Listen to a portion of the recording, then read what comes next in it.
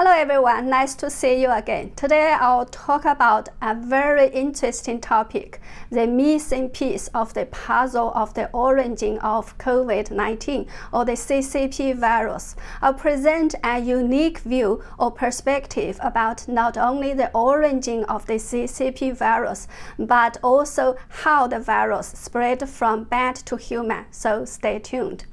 The unique view that I'm going to present is not actually the view of myself, but of two authors of a series of articles published at Minghui website in Chinese language, authored by Wu Gen and Tong Xuan.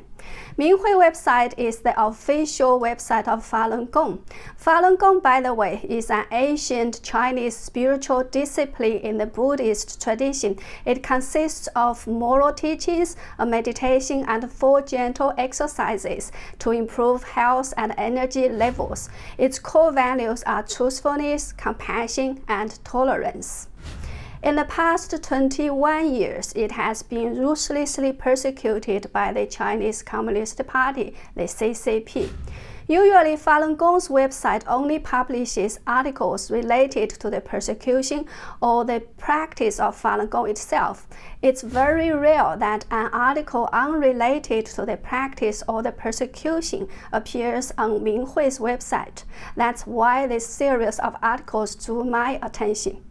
Also, the arguments and the final conclusion the authors made are very unique too. That's why I think it's necessary to present them here, as understanding the origin of the CCP virus and its path of spreading is so vital for us if we want to find a cure.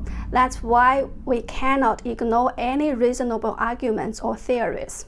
Before the authors put out their final conclusion or hypothesis or theory, they discussed first the several stages or different theories which people, especially people in China, managed to come up with when everyone wanted to figure out how this fatal pandemic started.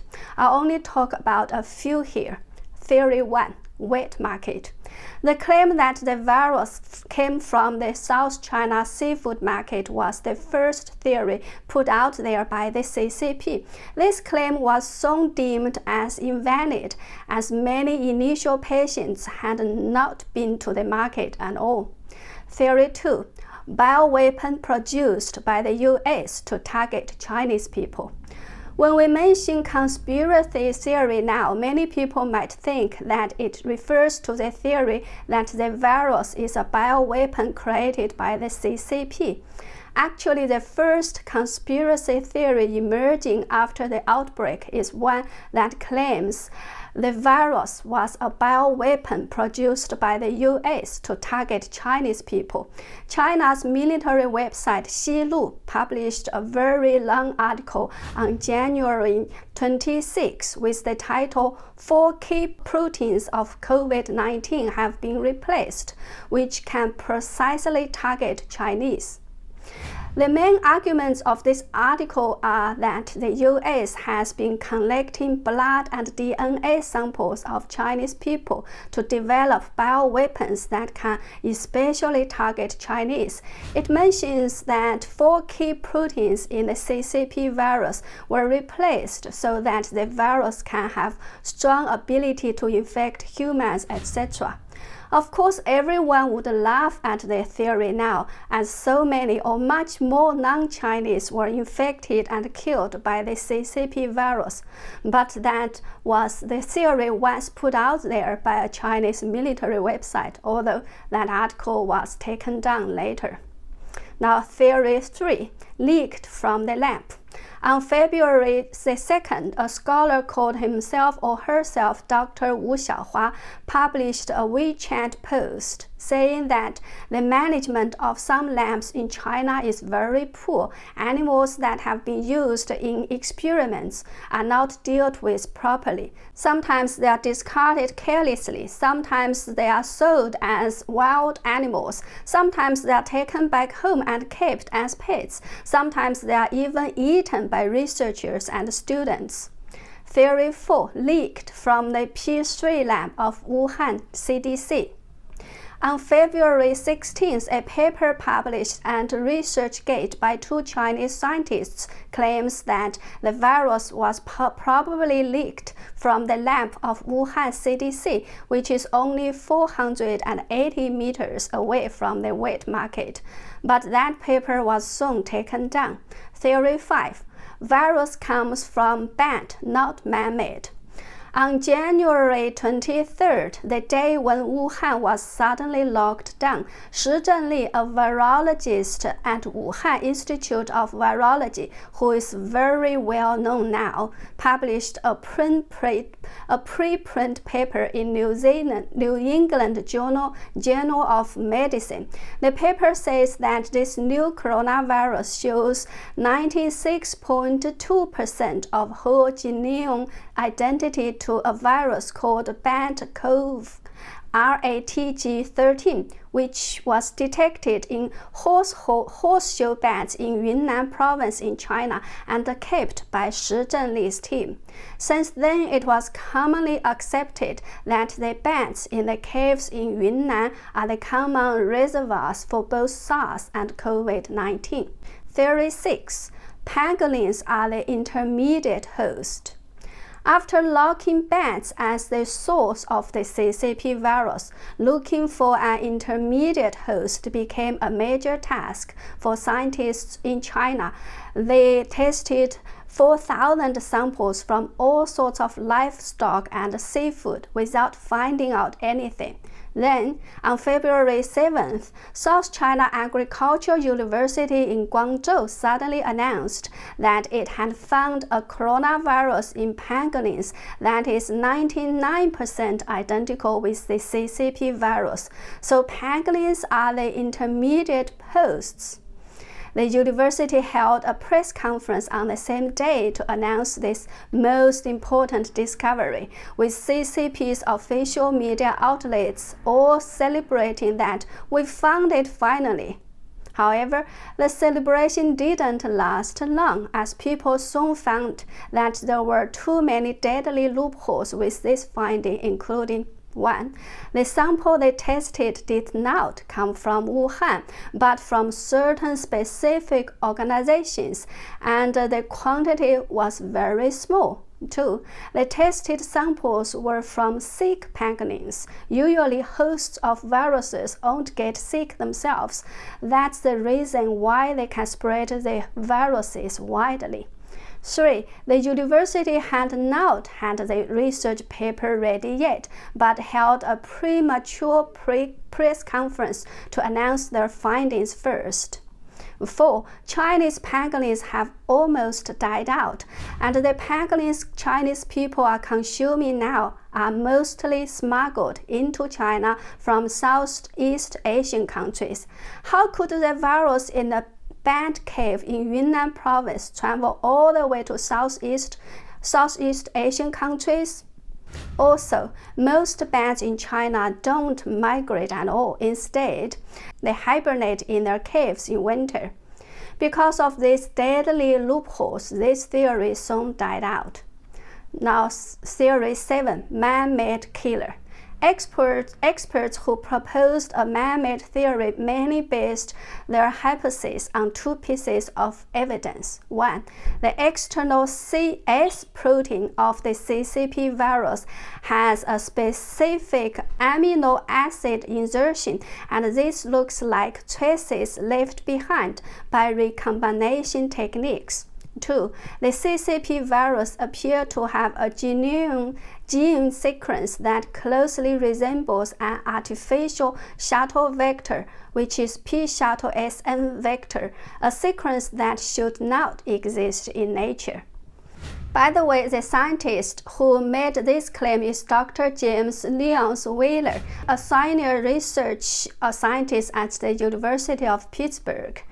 I personally interviewed him in early February after he published his article on the origin of the 2019 nCoV virus, Wuhan, China. After talking to him for hours, I wrote up a report based on his interview. Several days later, he changed his position after further study and asked me to unpublish my report about his interview, which I did. Now back to the Minghui article we've been talking about. The authors argue that the above two pieces of evidence based on one precondition, that is, man understands enough of all the genes of natural species. Otherwise, man cannot claim that what they have found in the coronavirus does not exist in nature.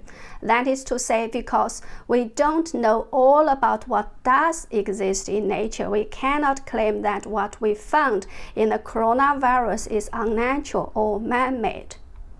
The authors go on to say that the insertion of the external S protein does exist in nature with a new coronavirus found in Yunnan named RMYN02. Well, the above are some of the theories the authors examined. Then they go on to say that common sense tells us that wherever the epidemic starts, wherever the origin of the virus is, by examining and then discarding all the false claims, the core issues emerge naturally, that is, the possibility that the virus escaped from the P4 lab in Wuhan. Then the authors present a very important fact that I haven't seen elsewhere. No matter how good the internal design of the P4 lab could be, there's a huge loophole with the design of another part of the lab. And that loophole is there is no incinerator or near the lab to burn the bodies of the animals that have been used in experiments. The routine procedure is, after simple disinfection of the external and surface of the animals' bodies, they were then sealed in a large plastic bag and put into the refrigerator. After a certain amount of bodies are accumulated this way, they will then be transported outside of the lab and be centrally incinerated by a contractor. The problem is, if the contractor doesn't deal with the bodies properly, what will happen? So, according to the authors, this is a huge loophole with the design of the P4 lab in Wuhan. It means the viruses have a backdoor to escape. As we mentioned before, Dr. Wu Xiaohua already pointed out that animals' bodies used in the experiments were not dealt with properly. Likewise, another social media post on February 7th by Chen Quanjiao, a researcher of Wuhan Institute of Virology, also claimed that Wang Yanyi, the director of Wuhan Institute of Virology, was responsible for the leak of the virus from the lab. I have a personal friend who was once a doctor in China. He also told me that animals used in the labs of universities and research institutes indeed were treated very carelessly sometimes. On January 2nd this year, there was an interesting case in China. Li Ning, a professor at China Agricultural University, was sentenced to 12 years for embezzlement of scientific research funds.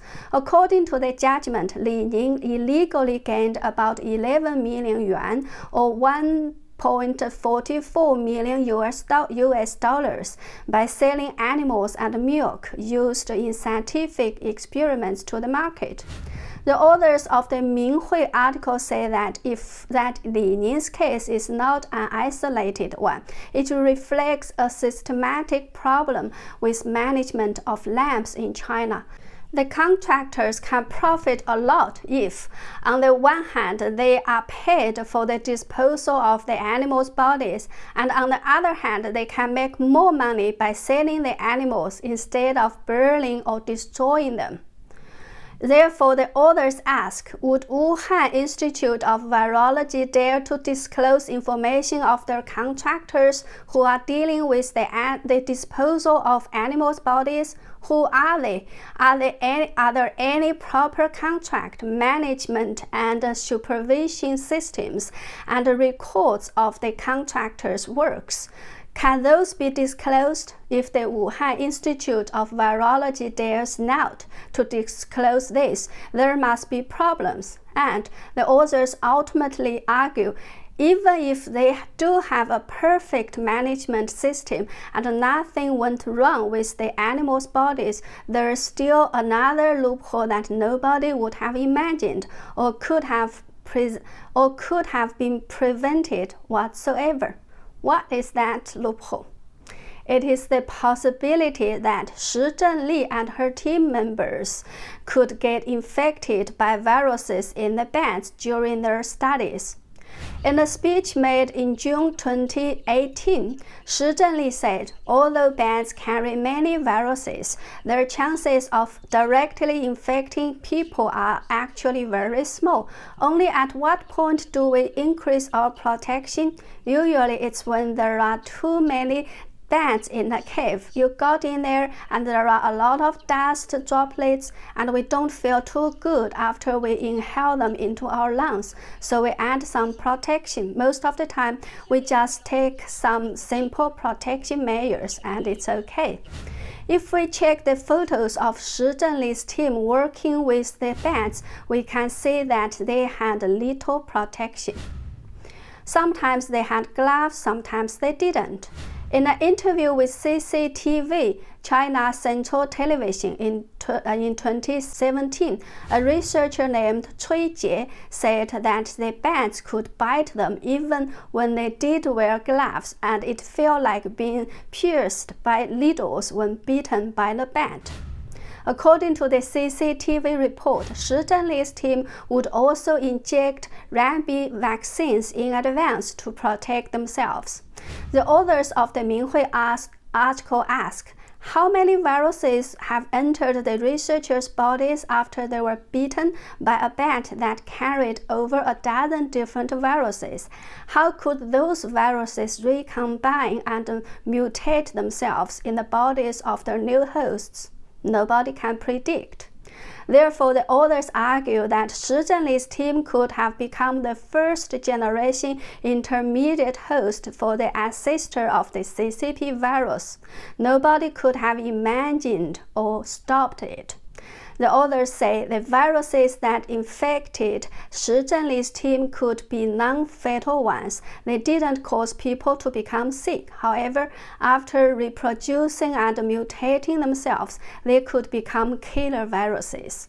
The authors say one fact that can serve as supporting evidence for this argument, that is, after the outbreak of the CCP virus in Wuhan, none of the researchers in Wuhan Institute of Virology has been infected. The reason is they've already had antibodies. The authors say Shi Zhenli once outlined the transmission paths of SARS from the bats in the caves in Yunnan province to the civets bred nearby. After those civets were sold to Guangdong province, the virus reproduced and mutated within the bodies of more civets and then jumped to human bodies. This path has been widely recognized. The authors say same path also applies to the CCP virus, although there are two different possibilities. One, the virus was collected from the caves in Yunnan, brought back to the lab in Wuhan and preserved there for further studies. The virus somehow escaped through the back door of the P4 lab, jumped to an unknown intermediate host, and then to human beings. 2. The virus from the caves in Yunnan infected Shi Zhenli's team, which became the first-generation intermediate host. Then, the first-generation intermediate host infected another unknown intermediate host, which then infected human beings. The authors say whichever path of the above is the actual case, Wuhan Institute of Virology is responsible for the leak. The authors then outline how the CCP virus pandemic has become a perfect storm. First of all, the ability of the CCP virus to invade human cells is dozens times higher than that of the SARS. The incubation period is longer, it attacks more human organ systems than SARS, and it can hide itself like HIV virus when the patients take powerful drugs. It chose a perfect location and perfect timing to break out, as Wuhan is the transportation hub that connects all the transportation systems in China, and the time of the outbreak was just before the Chinese New Year, when hundreds of millions traveled to other places to spend the New Year's holiday with their families. On top of those, the most corrupt, most deceitful, most powerful, most ruthless, and most totalitarian regime, the CCP regime, ensured the severest cover-ups of the outbreak to enable the virus to spread as widely as it could. Put all the above elements together, a perfect pandemic for mankind was thus created. The authors say many different prophecies had all successfully predicted the outbreak of SARS and CCP virus with much accuracy, including when they would break out.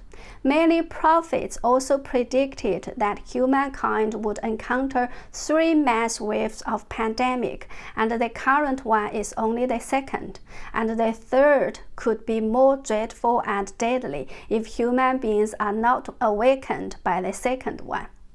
The authors say at the end of their article, and I quote, "Everyone is a victim of Satan's lies. Every life is worth cherishing, and no matter what he has ever done to the Lord God and his messengers, even if he has slandered the Buddha and tried to destroy the Buddha and to persecute Buddha's disciples, God has not given up on him for salvation. Find the fundamental cure to the plague and spread the message of salvation. Only that is the ultimate way of self-salvation for mankind." Unquote. Okay, that's all for today. Thanks for watching. Truth Saves Lives. Please subscribe to my channel and share it. Thank you. See you next time.